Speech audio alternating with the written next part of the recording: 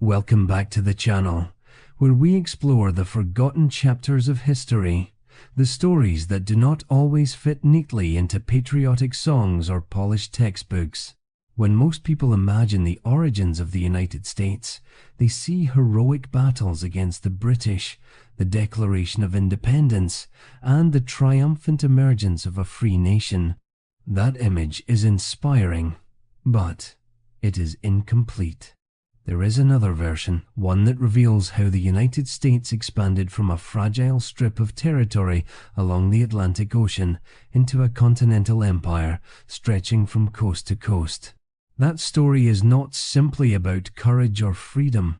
It is about treaties signed and broken, lands claimed and seized, and entire nations of indigenous peoples who were forced to watch their worlds collapse around them. It is about how America took America. In 1783, when the Revolutionary War ended, the new United States controlled only a small sliver of land. The Mississippi River marked its western boundary, and beyond lay enormous stretches of territory already occupied by hundreds of indigenous nations. These communities had lived there for centuries, with complex systems of governance, trade, spiritual practice, and diplomacy.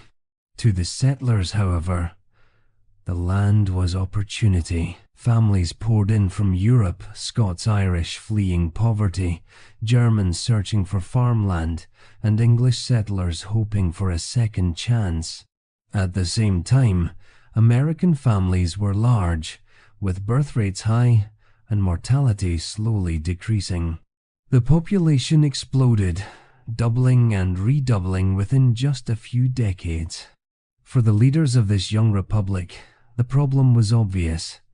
There was not enough land. A nation that called itself the Land of Freedom was facing a choice: either confine itself to the narrow Atlantic Strip or look westward.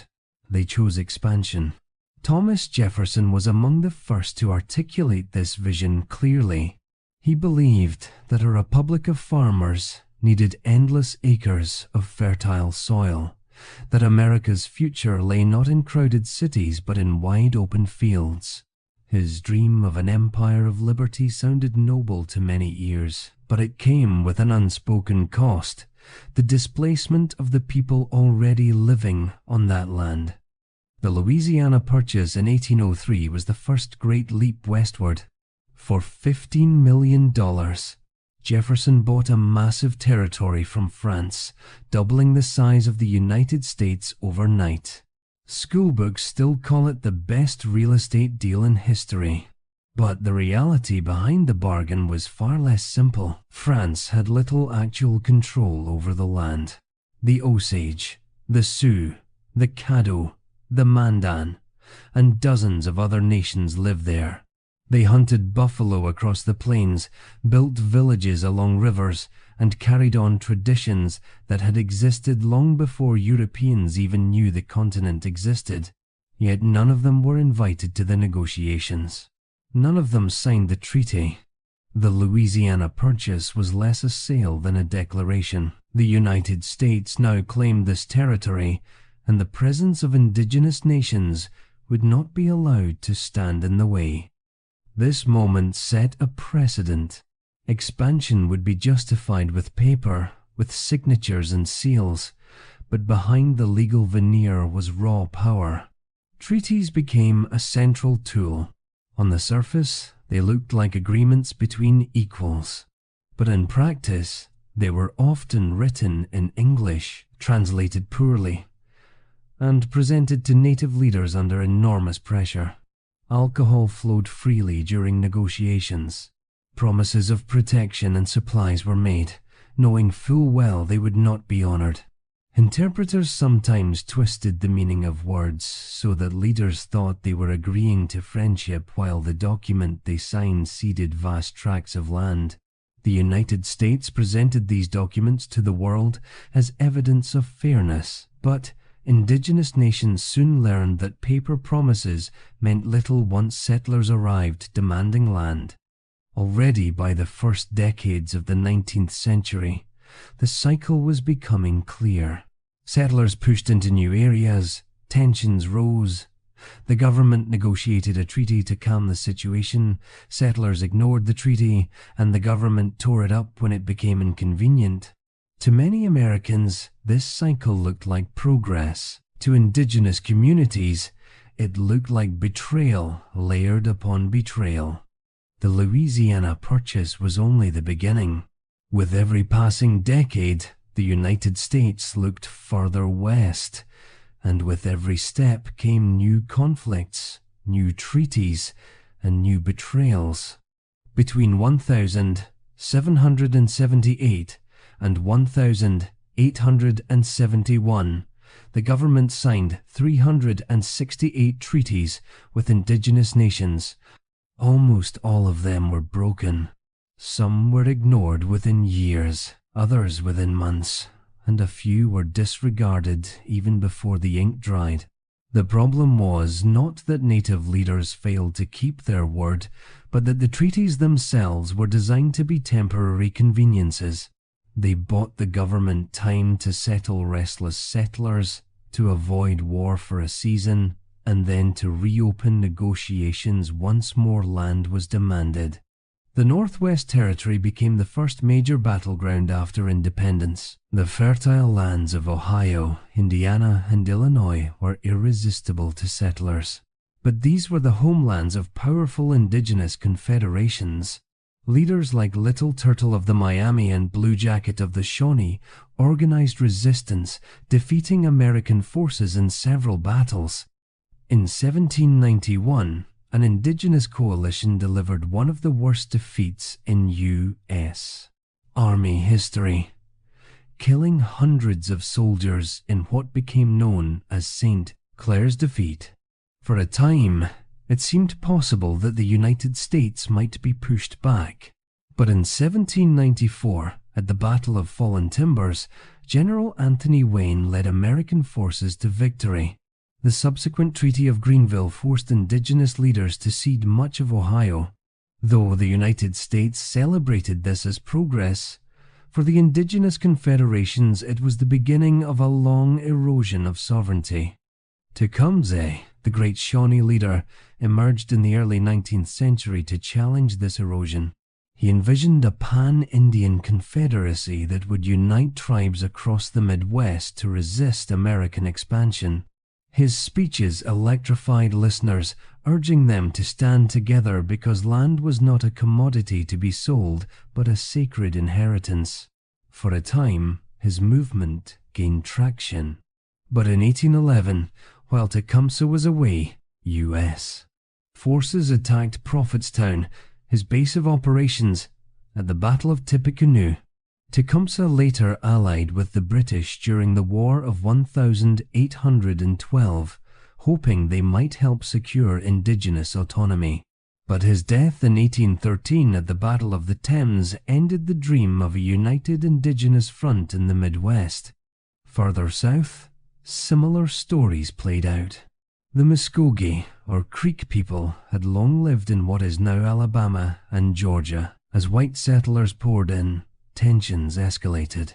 In 1814, after the Creek War, General Andrew Jackson defeated the Red Stick faction of the Creek at the Battle of Horseshoe Bend. The Treaty of Fort Jackson forced the Creek to cede over 20 million acres of land, even though many of those who lost land had actually fought alongside the United States. For Jackson, victory meant glory and expansion. For the Creek, it meant betrayal and dispossession.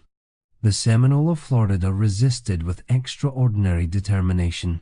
Between 1817 and 1858, they fought 3 separate wars against the United States. The Second Seminole War, lasting from 1835 to 1842, was particularly brutal. Leaders like Osceola fought from the swamps, using the landscape to their advantage. The U.S. military poured enormous resources into the campaign, but victory was elusive. Eventually, thousands of Seminole were captured or killed. and many were forced westward. Yet a small remnant refused removal, retreating deeper into the Everglades. Their descendants still live there today, a testament to survival against overwhelming odds. Treaties during this period often contained lofty promises. The Fort Laramie Treaty of 1851, for instance, recognized vast areas of the Great Plains as belonging to specific indigenous nations, including the Lakota, Cheyenne, and Arapaho. But within a decade, settlers had poured across the plains following the discovery of gold in Colorado. Violence flared, culminating in massacres like Sand Creek in 1864, where Colorado militia attacked a peaceful Cheyenne and Arapaho village, killing over 100 people, many of them women and children. The massacre shocked even some Americans at the time, but it did little to slow expansion. For indigenous peoples, it reinforced a grim lesson. No treaty, no promise could be trusted. The pattern repeated in the Black Hills. In 1868, the Second Fort Laramie Treaty guaranteed the Black Hills to the Sioux forever. For the Sioux, the Black Hills were sacred. But when gold was discovered there in the 1872nd, the treaty was ignored. Settlers flooded in, and the U.S. Army moved to protect them. Conflict escalated into the Great Sioux War of 1876. It was during this war that Sitting Bull and Crazy Horse led their people to the famous victory at the Battle of the Little Bighorn, defeating General George Custer's 7th Cavalry. For a brief moment, it seemed the Sioux might hold back the tide, but the victory brought overwhelming retaliation. Within a few years, the Sioux were confined to reservations, and the Black Hills were taken. By the late 19th century, the government no longer even pretended that treaties were binding. Instead, they turned to policies of outright seizure and forced relocation. The message was clear: indigenous peoples were obstacles to be removed, not partners to be respected. Every broken promise, every forced migration, left scars not only on the land but on the memory of those who survived. For settlers, this period looked like progress. Farms multiplied, towns appeared on maps, railroads stretched across the continent. For indigenous peoples, it was a cascade of loss of land, loss of sovereignty, loss of trust. Yet resistance never fully ended. From Tecumseh in the early 1800s to Sitting Bull in the 1872nd, leaders rose to defend their homelands, often at great personal cost.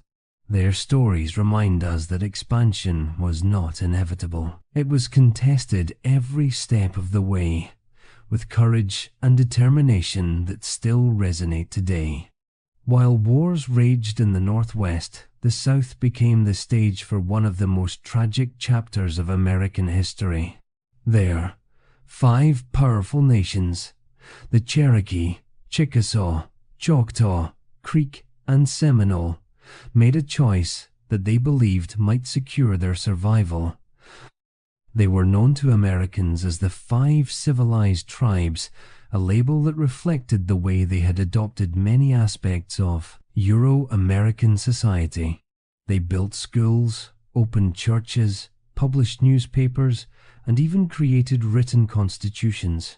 Some established plantations and adopted the institution of slavery, believing that mirroring American society would lead to respect and recognition. Their leaders believed that if they demonstrated their ability to live like Americans, they would be treated as equals. For a moment, it seemed this strategy might work. The Cherokee Nation, in particular, stood as an example of adaptation. They developed a written language created by Sequoyah, established a bilingual newspaper called the Cherokee Phoenix, and governed themselves with a constitution modeled in part on that of the United States. In many ways, the Cherokee embodied the Jeffersonian vision of an agricultural republic, Yet even as they embraced these changes, white settlers in Georgia, Alabama, and Mississippi eyed their fertile lands with envy. Cotton was becoming the backbone of the southern economy, and the fertile fields of the southeast were perfect for the booming cotton industry. Pressure mounted. Georgia passed laws stripping the Cherokee of their rights and opening their lands to white settlement. The Cherokee resisted through the courts, determined to defend their sovereignty. Their case reached the Supreme Court in 1832 inches Worcester versus Georgia. In a landmark decision, Chief Justice John Marshall ruled in their favor, declaring that Georgia's laws had no authority within Cherokee territory. It was a ringing affirmation of Cherokee sovereignty, a rare victory in a sea of defeats.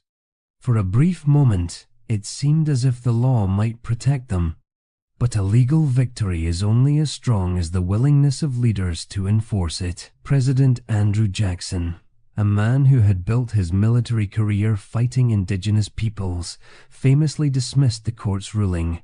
John Marshall has made his decision. Now let him enforce it, he reportedly said. Whether those were his exact words or not, his actions spoke louder.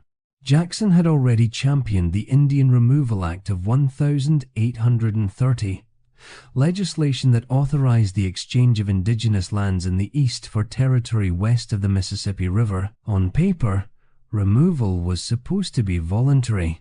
In practice, it was anything but. The Treaty of New Echota in 1835 became the instrument of Cherokee removal. It was signed not by the elected leaders of the Cherokee Nation, but by a small faction who lacked authority. The vast majority of Cherokee opposed it, but their protests were ignored. To the U.S. government, the signatures were enough. The treaty was ratified by Congress, and the Cherokee were ordered to leave. In 1838, under armed guard, the removal began. Families were forced from their homes, given little time to gather belongings. They were marched westward across more than 1,000 miles in what became known as the Trail of Tears. The journey was brutal. Cold weather, hunger, and disease claimed thousands of lives. Estimates vary, but roughly 1 in 4 Cherokee died along the way. The Choctaw, Creek, Chickasaw, and Seminole faced similar removals, each marked by hardship and death. Entire communities were uprooted, sacred homelands left behind forever. For the U.S. government, removal was presented as policy, a necessary step for progress and development. For the indigenous nations, it was a devastating rupture, the destruction of their worlds. Villages that had stood for generations were abandoned. Burial grounds were left behind. The songs, stories, and sacred ties to the land could not be packed into wagons or carried across rivers.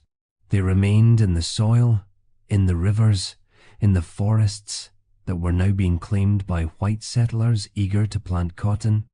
The Trail of Tears is remembered today as one of the darkest episodes in American history, not only for its cruelty but for the cold efficiency with which it was carried out. Soldiers herded families like cattle. Children and the elderly fell by the wayside. Survivors reached the designated Indian Territory in present-day Oklahoma, but what awaited them was not security. Disease, poverty, and unfamiliar land made rebuilding difficult. Yet they endured. Against overwhelming odds, the Cherokee and the other removed nations rebuilt schools, governments, and communities in their new homelands. Their survival is a testament to resilience, but the memory of removal remains a scar that has never fully healed. This period revealed a stark truth. Even assimilation, even adaptation, could not protect indigenous nations from the hunger for land. They had done everything Americans said they should: build farms, written constitutions, printed newspapers, but none of it mattered when cotton and gold were at stake. The removal of the 5 civilized tribes demonstrated that the question was never about whether native peoples could become civilized. It was about power, and power lay with those who could write laws, command armies, and control the machinery of government.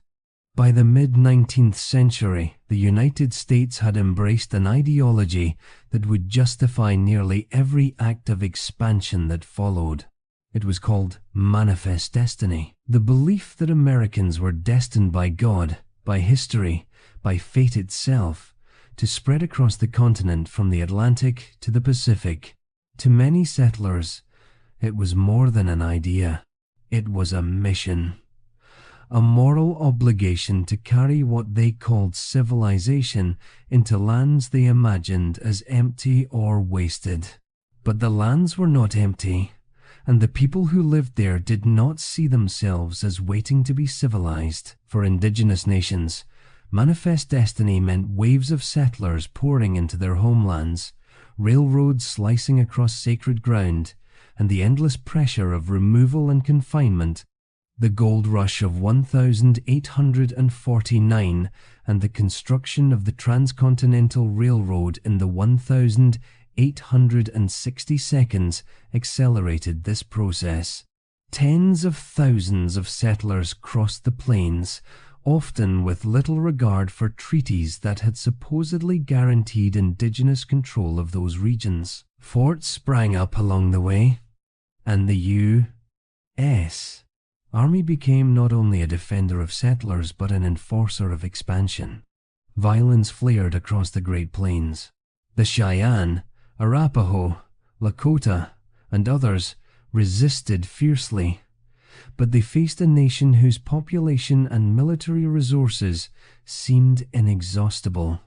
One of the most notorious events of this era was the Sand Creek Massacre of 1864.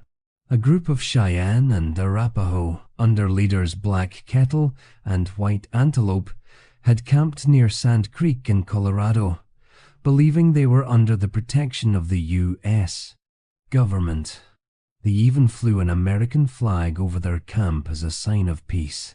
Yet at dawn on November 29, Colonel John Chivington led 700 men in a surprise attack. The militia slaughtered more than 100 people, most of them women and children. The brutality shocked even some Americans at the time, sparking congressional investigations. But for indigenous peoples, Sand Creek was a grim reminder that no treaty, no promise could be trusted. The Great Sioux War of 1876 followed a familiar pattern. The Fort Laramie Treaty of 1868 had guaranteed the Black Hills to the Sioux forever. But when gold was discovered there in the 1872, settlers rushed in, and the army moved to protect them. Conflict was inevitable. It culminated in the Battle of the Little Bighorn, where Sitting Bull and Crazy Horse led their warriors to a stunning victory over General George Custer and the 7th Cavalry. For a brief moment, it seemed the Sioux might hold back the tide. But the victory only provoked overwhelming retaliation. Within a few years, the Sioux were forced onto reservations, and the Black Hills were seized. By the 1882, the government no longer even pretended to honor old treaties. Instead, it turned to new policies designed to dismantle indigenous societies from within. The Dawes Act of 1887 was the centerpiece of this strategy. On the surface, it sounded like reform. The act divided reservation land into individual allotments of 160 acres, supposedly encouraging native families to become independent farmers. But the true purpose was to break up communal ownership, the foundation of tribal unity. Any land left over after allotment, so-called surplus land, was sold to white settlers. The results were catastrophic. Within a generation, native nations lost 2/3 of the land they had managed to retain. Communities were fractured as families were separated into scattered plots, and the communal spirit of shared land and responsibility was eroded. The Dawes Act also opened the door to widespread corruption. Speculators and unscrupulous officials manipulated the system, tricking native families into selling their allotments or seizing land through legal technicalities. What had been sold as an act of generosity was, in practice, another method of dispossession. As the century drew to a close, tensions reached a breaking point. On the reservations, despair spread. Food rations were cut. Diseases ravaged communities, and traditional ways of life were under relentless attack. In this environment, a new spiritual movement emerged, the ghost dance. It promised that if native people danced in the prescribed way, the old world would return. The buffalo would come back, the white settlers would disappear, and ancestors would rise again. It was a desperate hope, a vision of renewal in the face of annihilation. To the U.S. government, however, the ghost dance looked like rebellion. At the Pine Ridge Reservation in South Dakota, tensions ran high. On the 29th of December 1890, the U.S. Army surrounded a band of Lakota near Wounded Knee Creek. As soldiers attempted to disarm them, a shot was fired no one knows by whom, and chaos erupted. The soldiers opened fire, killing more than 250 men, women, and children. Wounded Knee became the last major massacre of the Indian Wars, a grim symbol of the destruction of indigenous resistance. For many, it marked the end of an era. The dream of resisting American expansion had been crushed, and the survivors were left confined to reservations. Yet even in defeat, survival endured. Wounded Knee was a tragedy, but it was not the end of indigenous nations. Communities rebuilt in the face of trauma, keeping traditions alive in secret when they were banned, passing down languages and stories despite relentless attempts to silence them. The resilience of those who survived ensured that the memory of what had happened would never be forgotten. By the late 19th century, the government realized that military conquest was only part of the process. The wars had ended. The Great Migrations forced indigenous nations onto reservations, but the deeper goal remained: to erase indigenous identity itself. The strategy shifted from open warfare to cultural assimilation. Policymakers no longer asked how to defeat native warriors, but how to transform native children into copies of their white neighbors. The boarding school system became the centerpiece of this effort. In 1879, Captain Richard Henry Pratt founded the Carlisle Indian Industrial School in Pennsylvania. His philosophy was summed up in a chilling phrase: "Kill the Indian, save the man." He believed indigenous identity could be erased through education and discipline. Children were taken from their families, often by force. At the schools, their hair was cut, their traditional clothing replaced with uniforms, and their names changed to English ones. They were forbidden to speak their languages. If they were caught, punishments were harsh. The goal was not education in the modern sense, but reprogramming, removing culture and replacing it with obedience. For many children, the experience was traumatic. Letters home were censored or never delivered. Families could not visit. Diseases spread quickly in overcrowded dormitories, and many children died far from home, buried in school cemeteries their parents never saw. Survivors spoke of loneliness, of the pain of forgetting words in their own languages, of being made to feel ashamed of who they were. Yet even in such conditions, children found ways to hold on, whispering words of their language in secret, remembering songs sung by grandparents, keeping pieces of their identity alive despite the system's efforts. The boarding school model spread rapidly. By the early 20th century, more than 150 similar institutions operated across the United States. Churches often ran them, supported by government funding.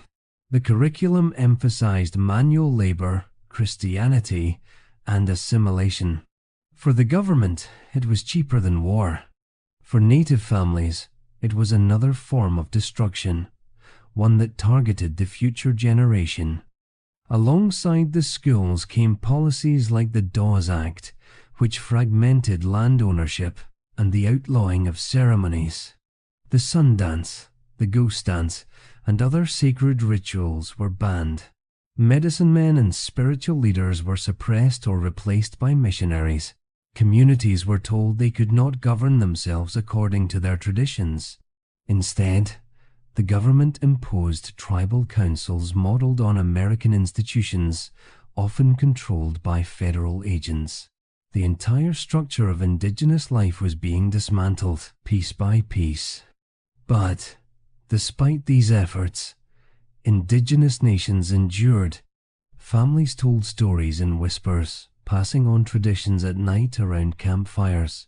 Elders kept languages alive even when schools tried to silence them. Communities adapted, holding on to identity in ways the government could not control. Resilience became its own form of resistance. In the 20th century, native voices began to push back more visibly. The Indian Reorganization Act of 1934 attempted to reverse some damage by ending allotment and supporting self-government. It was far from perfect, but it marked a shift in official policy.